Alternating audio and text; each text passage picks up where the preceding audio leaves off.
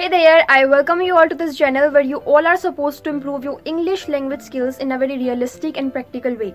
आप लोग grammar नहीं सीखना चाहते ना? You all want to improve your English as soon as possible because English has become a very crucial part of our lives, of our career. मुझे नहीं लगता ऐसा कोई profession या ऐसी कोई field है जहाँ आज English की requirement ना हो. As a student, we have to take exams जहाँ पे हमें at least English का basic आना चाहिए. हमें कई interviews लेने पड़ते हैं. बहुत सी ऐसी चीज़ें हैं, लोगों से English में बात करना पड़ता है. अगर आप सोशल मीडिया पर भी हो तो भी आपको अपने फ्रेंड्स के साथ इंग्लिश में कॉन्वर्सेशन करनी होती है. I mean English has become a very important thing in today's life और इसलिए मैं चाहती हूँ कि आप इंग्लिश को एक बहुत रियलिस्टिक और प्रैक्टिकल अप्रोच के साथ इम्प्रूव करो. We are not suppose to improve our grammar. हमें रूल्स और फॉर्मूलों को नहीं रटना है. This is what I am trying to teach you. This is what I am trying to say in all my videos. मैं आपको मॉडल वर्ब समझा रही हूँ बट मॉडल वर्ब्स क्योंकि एक ग्रामेटिकल टॉपिक है तो इस टॉपिक का नाम सुन के आप लोग बाहर चले जाओगे कि यार ये तो मॉडल वर्ब सिखा रहे हैं, इसकी तो बहुत सारी वीडियोस यूट्यूब पर है, हम क्यों सीखें.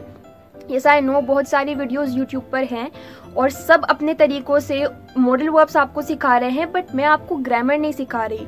जितनी भी वीडियोस यूट्यूब पर हैं, आई एम नॉट सेइंग कि वो बुरी हैं या आपको उन्हें नहीं देखना चाहिए. आपको सारी वीडियोस देखनी चाहिए बिकॉज वो सभी इन्फॉर्मेटिव है, आप बहुत कुछ सीखते हो उनसे.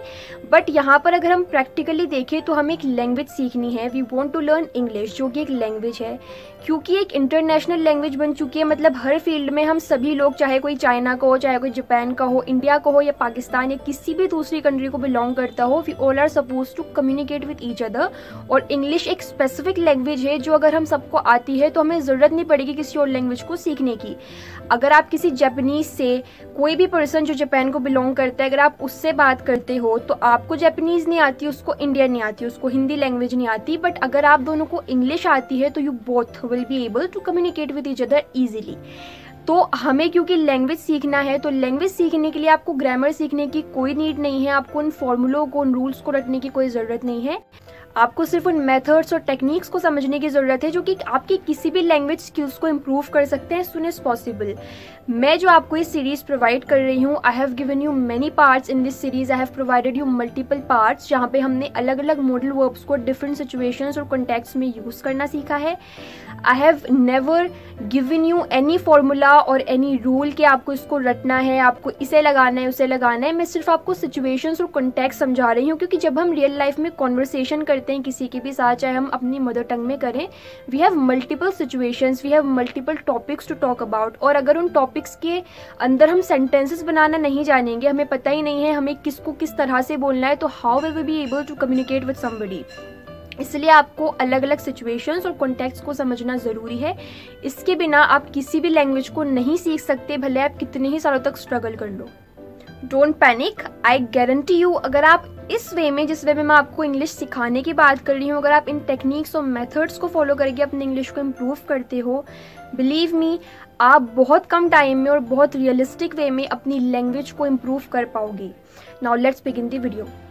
प्रीवियस वीडियोज़ में हमने सीखा था कि हम अलग अलग मॉडल वर्ब्स के साथ हैव लगाकर किस तरह सेंटेंसेस फॉर्म करते हैं. बट आज की वीडियो में हम सीखेंगे कि हम डिफरेंट मॉडल वर्ब्स के साथ जब बीन लगाते हैं तो सेंटेंसेस हम कैसे फॉर्म करते हैं. How can we form English sentences through these modal verbs in different situations and contexts. The very first modal verb that is going to come in place is must have been. Must have been is used to express certainty or confidence about a past situation. जब आप past में किसी चीज़ को लेकर confident feel करते हो या आपको पता है कि कोई चीज़ certain है तो उसे express करने के लिए आप must have been का use करते हो. For example, she must have been exhausted after working 3 jobs. यानी 3 अलग अलग जॉब्स करने के बाद वो थक कर चूर हो गई होगी. यहाँ पर ये एक सर्टेनिटी है, आप श्योर हो उस चीज़ के बारे में कि किसी पर्सन ने अगर 3 कोई जॉब्स की है तो इट्स वेरी ऑब्वियस कि 3 जॉब्स करने के बाद वो बिल्कुल थक चुका होगा, उसकी हालत बिल्कुल टाइट हो चुकी होगी. So she must have been exhausted after working 3 jobs.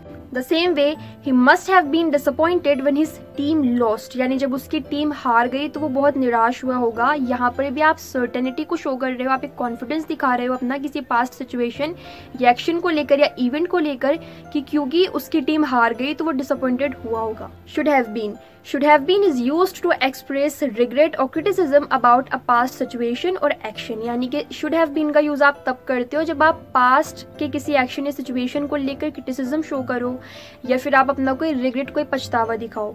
For instance, He should have been more careful when driving, यानी उसे ड्राइविंग करने के दौरान बहुत सावधान होना चाहिए था। अगर वो सही से ड्राइविंग करता तो एक्सीडेंट ना हुआ होता। तो ये एक रिग्रेट है या आप उसको क्रिटिसाइज कर रहे हो उस सब्जेक्ट को, उस पर्सन को जिसने ड्राइविंग के दौरान सावधानी नहीं बरती। तो he should have been more careful when driving. The same way, they should have been on time for the meeting, यानी मीटिंग के लिए उन्हें टाइम पर पहुंचना चाहिए था या उनको मीटिंग के लिए टाइम पर होना चाहिए था। They should have been on time for the meeting. ये भी क्रिटिसिज्म या रिग्रेट है कि अगर वो मीटिंग पर टाइम पर पहुंचते तो ये बेहतर होता। Ought to have been. Ought to have been is used to express a strong sense of obligation or duty about a past situation, यानी आप ought to have been का यूज करते हो तब जब आप किसी पर्सन को उसकी रिस्पॉन्सिबिलिटी का या ड्यूटी का एहसास दिलाओ, बेसिकली एक मोरल ड्यूटी का कि उसको इस चीज के लिए रिस्पॉन्सिबल होना चाहिए था। For instance, you ought to have been more careful with your finances, now you are in debt, यानी तुम अपने फाइनेंसेस के साथ केयरफुल नहीं थे, तुमने बहुत फिजूल खर्ची की, पैसों को लेके तुम सावधान नहीं थे, इसलिए आज तुम कर्ज में हो। अगर तुमने अपने फाइनेंसेस के साथ थोड़ी सी सावधानी बरती होती तो तुम इस तरह कर्ज में ना जाते। तो ये एक रिस्पॉन्सिबिलिटी है, एक ड्यूटी है जिसका एहसास आप किसी सब्जेक्ट को दिला रहे हो। The same way, I ought to have been more supportive of my friend during her difficult time, यानी मुसीबत के वक्त मुझे अपनी फ्रेंड के साथ होना चाहिए था, मुझे उसको सपोर्ट करना चाहिए था। ये एक मोरल ड्यूटी है, एक ऑब्लिगेशन है जिसका एहसास मुझे अब हो रहा है कि अगर उस वक्त मैंने अपने फ्रेंड को सपोर्ट किया होता तो बेहतर होता। May have been is used to express a past possibility और uncertainty, यानी जब आप पास्ट की किसी पॉसिबिलिटी को या अनसर्टेनिटी को एक्सप्रेस करो कि पास्ट में कोई चीज हो सकती थी या हुई होगी, तो उसको एक्सप्रेस करने के लिए आप may have been का यूज करते हो। For instance, she may have been delayed by traffic, यानी उसको ट्रैफिक में देर हो गई होगी इसलिए वो लेट आई, मतलब कि वो ट्रैफिक में फंस गई होगी इसलिए उसको देर हो गई। The same way, he may have been joking but it wasn't funny, यानी वो मजाक कर रहा होगा लेकिन उसका जोक बिल्कुल भी फनी नहीं था। कभी कभी ऐसा होता है ना कि कोई जोक मारता है बट हमको बिल्कुल भी ह्यूमरस नहीं लगता, हमको हंसी नहीं आती। तो सेम सिचुएशन यहाँ पर हो रही है, किसी ने कोई जोक मारा बट जो सामने लोग बैठे उनको वो जोक बिल्कुल भी मजाकिया नहीं लगा। तो ही मे हैव बीन जोकिंग, वो मजाक कर रहा होगा, बट इट वॉजंट फनी, लेकिन उसमें बिल्कुल भी हंसी वाली बात नहीं थी। It was not funny. Might have been is used to express the same situation as may have been do, but with a sense of speculation, यानी कि may have been और might have been दोनों का use आप same situations और context को express करने के लिए करते हो। बट might have been का जब आप यूज करते हो टू फॉर्म इंग्लिश सेंटेंसेस तो आप एक हाइपोथेटिकल सिचुएशन को दिखाते हो, कोई अजम्पशन लगाते हो कि पास्ट में ये हुआ होता तो अगर ये हो सकता था, या ये हुआ होता तो ये हो सकता था। For example, they might have been successful if they had worked harder, यानी अगर उन्होंने मेहनत की होती तो वो आज कामयाब हो सकते थे। तो ये एक चीज है, आपने एक इमेजिनेशन अपने आगे रखी है कि अगर वो मेहनत करते तो आज वो कामयाब हो सकते थे। उन्होंने मेहनत नहीं की, इस एक्शन को नहीं लिया तो आज वो कामयाब नहीं है, बट अगर वो इस एक्शन को लेते पास्ट में तो वो आज कामयाब हो सकते थे। They might have been successful if they had worked harder. The same way, it might have been a different story if we had arrived earlier, यानी अगर हम थोड़ा जल्दी पहुंचते तो ये कहानी कुछ और हो सकती थी। मतलब कि आप लेट पहुंचे हो, कहानी दूसरी है, अगर आप जल्दी आते तो कहानी कुछ चेंज हो सकती थी। ये भी एक पॉसिबिलिटी थी, एक सिचुएशन थी। Could have been is used to express ability or possibility about the past situation or action. For example, it could have been a better movie if the ending had been different, यानी movie अच्छी हो सकती थी अगर इसकी ending different तरीके से होती। कभी कभी ऐसा होता है ना, हम कोई मूवी देखकर आते हैं, हमें ऐसा लगता है कि मूवी की एंडिंग उस तरीके से नहीं हुई जैसा हम एक्सपेक्ट कर रहे थे। अगर ऐसा हुआ होता तो मूवी अलग हो सकती थी, अच्छी हो सकती थी। तो सेम सिचुएशन है, it could have been a better movie, एक अच्छी मूवी हो सकती थी if the ending had been different. The same way, you could have been a great athlete if you had practised more, यानी अगर तुमने और अच्छे से प्रैक्टिस की होती तो तुम एक ग्रेट एथलीट हो सकते थे। Would have been is used to express a hypothetical situation about the past, यानी जब आप कुछ कल्पना करो, कुछ इमेजिन करो, अगर ये हुआ होता तो ये हो जाता, तो उसको एक्सप्रेस करने के लिए would have been का यूज करते हो। For example, I would have been happy to help if I had known about the problem, यानी अगर मुझे परेशानी के बारे में पता होता, प्रॉब्लम के बारे में पता होता तो मैं आपकी हेल्प करके खुश होता। आपको परेशानी के बारे में नहीं पता था तो आपने हेल्प नहीं की, अगर आपको प्रॉब्लम के बारे में पता होता तो आप हेल्प करके काफी खुश होते। I would have been happy to help, मुझे अच्छा लगता आपकी हेल्प करके, if I had known about the problem, अगर मुझे प्रॉब्लम के बारे में पता होता। The same way, it would have been a great opportunity if we had taken it, अगर हम इस अपॉर्चुनिटी को लेते तो ये हमारे लिए बहुत अच्छा अवसर होता। shall have been. Shall have been is used to express an official or formal obligation or requirement. For instance, the company shall have been responsible for any damages. यानी कोई भी परेशानी होती है, कोई भी अगर नुकसान होता है तो इसके लिए कंपनी रिस्पॉन्सिबल होगी। The new policy shall have been implemented by the end of the year. यानी इस साल के आखिर तक नई पॉलिसी को इम्प्लीमेंट किया जाएगा। Last but not the least, will have been. Will have been is used to express a future action. जब आप future की बात करते हो तो आप will have been का use करते हो। हमने इसको tenses में भी पढ़ा है।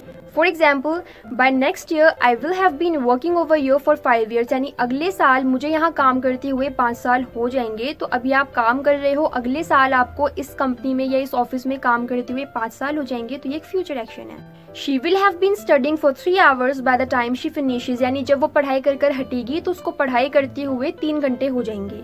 तो ये भी एक फ्यूचर एक्शन है। वो पढ़ाई कर रही है, शी इज स्टिल स्टडिंग। उसने पढ़ाई करना पास्ट में किसी टाइम पर स्टार्ट किया, शी इज स्टिल स्टडिंग। और जब वो पढ़ाई कर हटेगी तो उसको पढ़ाई करते हुए 3 घंटे हो जाएंगे। तो इस तरह से आप अलग अलग मॉडल वर्ब्स को बीन के साथ सेंटेंसेस में यूज करते हो। आई होप आपके लिए वीडियो हेल्पफुल रही हो। If yes, do give this video a thumbs up. Video को लाइक करना है, वीडियो को शेयर करना है सभी के साथ। To subscribe to my channel ताकि आपको ऐसे ही अच्छे इंग्लिश लेसन्स फ्यूचर में मिले। कमेंट सेक्शन में जरूर से बताना आप में से कितने लोग मेरी वीडियोस के थ्रू, इस चैनल के थ्रू इंग्लिश इंप्रूव करने वाले हैं। मिलते हैं नेक्स्ट वीडियो में, तब तक के लिए बाय बाय।